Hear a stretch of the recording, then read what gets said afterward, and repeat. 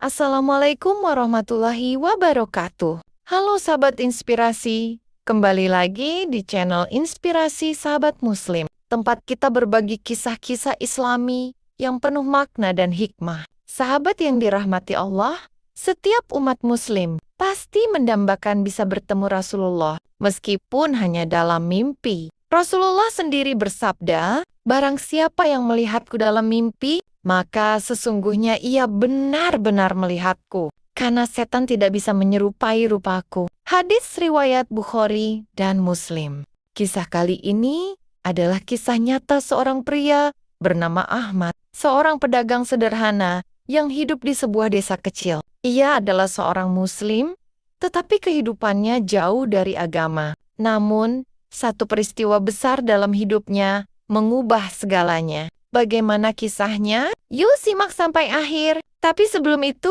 jangan lupa like, komen, dan subscribe channel ini agar kalian gak ketinggalan kisah-kisah menarik lainnya ya. Yuk, kita mulai kisahnya. Ahmad adalah seorang pria yang sibuk mencari nafkah. Sejak kecil, ia sudah terbiasa bekerja keras untuk menghidupi keluarganya. Ia berdagang di pasar dan sering bepergian ke kota-kota besar untuk mencari barang dagangan. Namun, dalam kesibukannya mencari dunia, Ahmad mulai melupakan akhirat.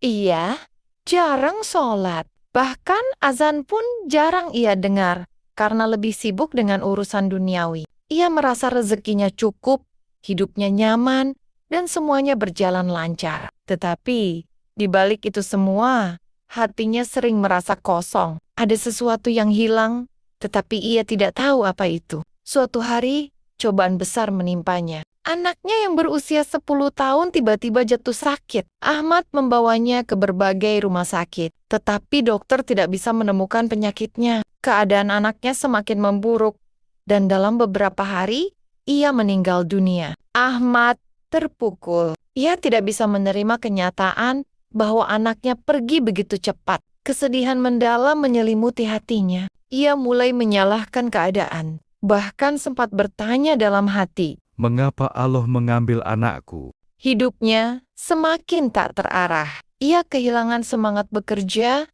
lebih banyak mengurung diri, dan merasa depresi. Suatu malam, setelah lama menangis dan merasa kehilangan harapan, Ahmad tertidur dengan hati yang sangat gelisah. Di dalam tidurnya, ia bermimpi berada di sebuah tempat yang sangat indah. Cahaya yang lembut menyelimuti tempat itu, udara terasa sejuk, dan aroma wangi memenuhi sekelilingnya. Di tengah tempat yang begitu damai itu, ia melihat seseorang yang wajahnya bersinar, penuh ketenangan, dan memiliki senyuman yang begitu menyejukkan hati. Sosok itu memakai pakaian putih bersih dan berjenggot rapi. Dengan suara yang lembut, sosok itu berkata, "Ahmad, mengapa kau begitu bersedih?"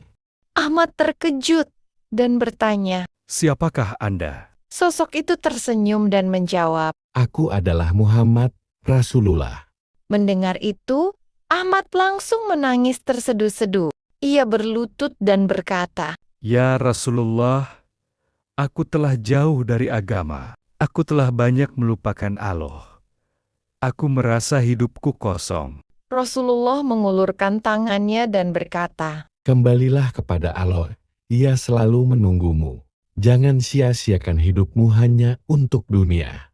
Ingatlah, kehidupan yang sesungguhnya adalah di akhirat." Ahmad terus menangis. Ia ingin memeluk Rasulullah, tetapi perlahan-lahan sosok itu mulai menghilang. Sebelum lenyap, Rasulullah berkata, "Bangunlah, Ahmad, mulailah hidup yang baru."